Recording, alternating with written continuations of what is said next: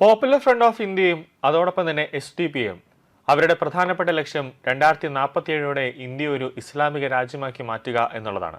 കൂടാതെ ഡൽഹിയെ ഒരു തീവ്രവാദത്തിന്റെ ഒരു ഹബ്ബാക്കി മാറ്റുക അല്ലെങ്കിൽ മുസ്ലിമുകളുടെ ഒരു ഹബ്ബാക്കി മാറ്റുക എന്നുള്ളതാണ് അവരുടെ ഏറ്റവും പ്രധാനപ്പെട്ട കാര്യം. അതായത് ഒരു പുതിയൊരു ഇസ്ലാമാബാദ് ആക്കി മാറ്റുക എന്നുള്ളതാണ് പോപ്പുലർ ഫ്രണ്ടിന്റെയും അതോടൊപ്പം തന്നെ SDP-യുടെയും ഒരു പ്രധാനപ്പെട്ട ലക്ഷ്യം. അതുകൊണ്ടാണ് ഈ പോപ്പുലർ ഫ്രണ്ട് ഓഫ് ഇന്ത്യ വലിയ രീതിയിൽ തന്നെ രാജ്യത്ത് ഒരു രാജ്യദ്രോഹ പ്രവർത്തനങ്ങൾ ചെയ്യുന്നു, തീവ്രവാദികളെ സപ്പോർട്ട് ചെയ്യുന്നു. ഇതെല്ലാം കൊണ്ട് തന്നെയാണ് വലിയ രീതിയിലുള്ള ഒരു നിർണായകമായ നീക്കത്തിലേക്ക് കേന്ദ്ര സർക്കാർ എത്തിയത്. പോപ്പുലർ ഫ്രണ്ട് ഓഫ് ഇന്ത്യയെ നിരോധിക്കുന്ന ഒരു തരത്തിലേക്ക് കാര്യങ്ങൾ എത്തിയത്. അങ്ങനെ അതിനുശേഷം 2025 നടന്ന റെയ്ഡിന് ശേഷം എൻഫോഴ്സ്മെന്റ് ഡയറക്ടറേറ്റ് ഒരു പ്രധാനപ്പെട്ട ഒരു കാര്യം, ഒരു ഞെട്ടിപ്പിക്കുന്ന ഒരു റിപ്പോർട്ട് കേന്ദ്ര ആഭ്യന്തര മന്ത്രാലയത്തിന് നൽകിയിട്ടുണ്ടായിരുന്നു. അതിൽ ഏറ്റവും കൂടുതൽ അവർ അടിവരയിട്ട് പറയുന്നത് പോപ്പുലർ ഫ്രണ്ട് ഓഫ് ഇന്ത്യയും SDP-യും എല്ലാം ഒന്ന് തന്നെയാണ്. അതായത് ഈ SDP-യിലെ ആളുകൾ രാവിലെ ഒക്കെ നല്ല രീതിയിലൊക്കെ പ്രവർത്തിക്കും, രാത്രി ഇരുട്ടുന്ന സമയത്ത് പോപ്പുലർ ഫ്രണ്ടിന്റെ സ്വഭാവം തന്നെയാണ് ഇവർ കാണിക്കുന്നത്. ഈ പോപ്പുലർ ഫ്രണ്ടിന്റെ ഒരു സഹോദര സ്ഥാപനം തന്നെയാണ് SDP. രണ്ടും ഒന്ന് തന്നെയാണ്, രണ്ടും രാജ്യദ്രോഹ പ്രവർത്തനങ്ങൾ ചെയ്യുന്നതിന് വേണ്ടിയുള്ളത് തന്നെയാണെന്ന് അടിവരയിട്ട് കേന്ദ്ര ഏജൻസികൾ തന്നെ പറയുകയാണ്. ഇപ്പോൾ ജാമ്യത്തിൽ പുറത്തു നിൽക്കുന്ന പോപ്പുലർ ഫ്രണ്ട് തീവ്രവാദികൾ ഇനി ജീവിതകാലം മുഴുവൻ തിഹാർ ജയിലിലേക്ക് കടക്കാനായിട്ട് പോവുകയാണ്. അതായത് SDP എന്ന പാർട്ടിയെക്കുറിച്ച് പറയേണ്ട കാര്യമില്ല. പോപ്പുലർ ഫ്രണ്ട് ഓഫ് ഇന്ത്യയുടെ ഒരു സഹോദര സ്ഥാപനം തന്നെയാണ്, ഒരു സഹോദര സംഘടന തന്നെയാണ്. SDP-യും വലിയൊരു അപകടകാര്യമായി മാറിക്കൊണ്ടിരിക്കുന്ന ഒരു പാർട്ടിയാണ്. അവരെയും നിരോധിക്കാനുള്ള ഒരു നിർണായകമായ ഒരു നീക്കം കേന്ദ്ര സർക്കാരിന്റെ ഭാഗത്തു നിന്നും ഉണ്ടായിക്കൊണ്ടിരിക്കുന്നുണ്ട്. അതിന്റെ അന്വേഷണമെല്ലാം തന്നെ നടന്നുകൊണ്ടിരിക്കുന്നുണ്ട്. നിലവിൽ നിരോധിച്ചിട്ടുള്ള പോപ്പുലർ ഫ്രണ്ട് ഓഫ് ഇന്ത്യയുടെ ഉന്നത നേതാക്കൾക്കെതിരെ രാജ്യദ്രോഹ കുറ്റം ചുമത്തി കുറ്റപത്രം സമർപ്പിക്കാൻ ഡൽഹി കോടതിയുടെ ഉത്തരവ് ഉടൻ നടപ്പിലാക്കാൻ പോകുകയാണ് ഡൽഹി കോടതി.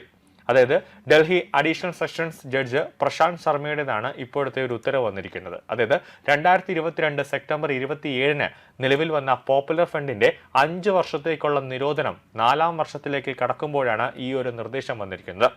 5 വർഷം അടുത്ത വർഷമാകുമ്പോഴത്തേക്ക് പോപ്പുലർ ഫ്രണ്ടിനെ നിരോധിച്ചുകൊണ്ട് കേന്ദ്ര സർക്കാർ ഇറക്കിയ ഉത്തരവിന്റെ 5 വർഷമാകുന്നു. ആ കാലാവധി ആവുന്ന സമയത്തിന് വീണ്ടും ഒരു 5 വർഷത്തേക്കുള്ള ഒരു നിരോധനം കൂടി കേന്ദ്ര സർക്കാർ ഉടനെ തന്നെ പോപ്പുലർ ഫ്രണ്ടിന്റെ മേലിലേക്ക് പതിപ്പിക്കുമെന്നതിൽ യാതൊരു സംശയമില്ല. കാരണം അവർക്ക് നിരോധനം മാറ്റിക്കഴിഞ്ഞാൽ അവർ രാജ്യത്ത് വലിയ രീതിയിലുള്ള ഒരു ഭീകര അന്തരീക്ഷം സൃഷ്ടിക്കും, ഭീകര പ്രവർത്തനം അവർ നടത്തും. വീണ്ടും നിരോധിച്ചുകൊണ്ടുള്ള ഉത്തരവ് ഉടൻ തന്നെ ഇറങ്ങുമെന്നാണ് ലഭിക്കുന്ന വിവരം. 25 പോപ്പുലർ ഫ്രണ്ട് അംഗങ്ങൾക്കും സംഘടനയ്ക്കുമെതിരെ ഇന്ത്യൻ ശിക്ഷാ നിയമവും നിയമവിരുദ്ധ പ്രവർത്തനങ്ങളും നിയമവും പ്രകാരം കുറ്റം ചുമത്താനാണ് അഡീഷണൽ സെഷൻസ് ജഡ്ജിയുടെ ഉത്തരവ്. വെള്ളിയാഴ്ച ഇറക്കിയ ഉത്തരവിലും പോപ്പുലർ ഫ്രണ്ടിന്റെ പ്രവർത്തന ലക്ഷ്യം കേന്ദ്ര സർക്കാരിനെ അട്ടിമറിക്കാനും രാജ്യത്ത് ഖിലാഫത്ത് ഭരണത്തിൽ ശരിയത്ത് നിയമങ്ങൾ നടപ്പിലാക്കാനുമായിരുന്നു പ്രധാനപ്പെട്ട ലക്ഷ്യം.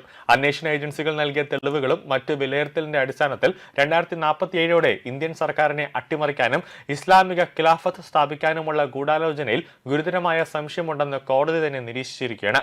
മൊത്തത്തിൽ പരിഗണിക്കുമ്പോൾ പോപ്പുലർ ഫ്രണ്ട് ഓഫ് ഇന്ത്യയുടെയും അതിന്റെ നാഷണൽ എക്സിക്യൂട്ടീവ് കൗൺസിലിന്റെയും പേരിൽ പ്രവർത്തിക്കുന്ന പ്രതികൾ ഇന്ത്യൻ മതേതര ജനാധിപത്യ സർക്കാരിനെ അട്ടിമറിക്കാനും 2047 അതിനു മുമ്പോ സംസ്ഥാനത്തിനെതിരായ സായുധ പോരാട്ടത്തിലൂടെ ഭാരതത്തിൽ ശരിയത്ത് നിയമപ്രകാരം ഒരു ഇസ്ലാമിക ഖിലാഫത്ത് സ്ഥാപിക്കാനും ഒരു ഗൂഢാലോചനയ്ക്ക് യോജിച്ച് പ്രവർത്തിച്ചതായി രേഖയിലുള്ള തെളിവുകൾ അത് ഗുരുതരമായ സംശയം ഉയർത്തുന്നുണ്ട്. 2022 സെപ്റ്റംബർ 27 കേന്ദ്ര ആഭ്യന്തര മന്ത്രാലയം വിജ്ഞാപനം ഇറക്കിയത് അടുത്ത ദിവസം പ്രസിദ്ധീകരിച്ചു. UAPA ആക്ട് സെക്ഷനിലെ 3 പ്രകാരം പോപ്പുലർ ഫ്രണ്ടിനെയും 8 അനുബന്ധ ഘടകങ്ങളെയും അനധികൃത സംഘടനയായി 5 വർഷത്തേക്ക് നിരോധിക്കുകയാണ് അന്ന് ചെയ്തത്.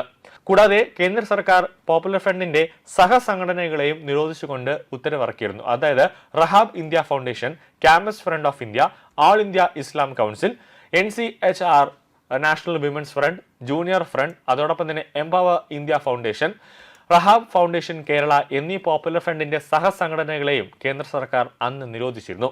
നിരോധനത്തിന് തൊട്ടു മുമ്പ് 2022 സെപ്റ്റംബർ 22 അതോടൊപ്പം തന്നെ 27 തീയതികളിൽ NIA അതോടൊപ്പം തന്നെ ED എന്നീ കേന്ദ്ര ഏജൻസികൾ സംസ്ഥാനത്തിന്റെ വിവിധ ഭാഗങ്ങളിൽ പോലീസിന്റെ സഹായത്തോടെ 11 സംസ്ഥാനങ്ങളിലാണ് റെയ്ഡ് നടത്തിയത്.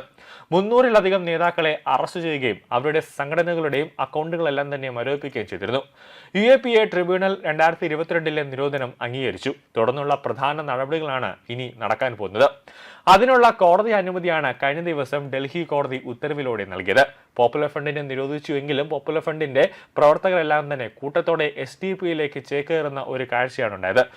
ഈ പോപ്പുലർ ഫ്രണ്ടിനെ നിരോധിച്ചപ്പോഴും അവർ വെറുതെ കൈയും കെട്ടിയിരിക്കില്ല എന്ന് കേന്ദ്ര ഏജൻസികൾക്കും രഹസ്യാന്വേഷണ വിഭാഗങ്ങൾക്കും നല്ലപോലെ അറിയാമായിരുന്നു. അവർ വിവിധ പേരുകളിൽ അവർ തലപൊക്കുമെന്ന് നല്ലപോലെ അറിയാം. അതുകൊണ്ടാണ് ഇപ്പോഴും മലപ്പുറം, കോഴിക്കോട്, കണ്ണൂർ, പ്രധാനമായി മലപ്പുറത്തും കോഴിക്കോടും കേന്ദ്ര ഏജൻസികൾ 24 മണിക്കൂറും ഇവരുടെ പിന്നിൽ തന്നെ ഉണ്ട് എന്നതാണ് ഏറ്റവും പ്രധാനപ്പെട്ട കാര്യം.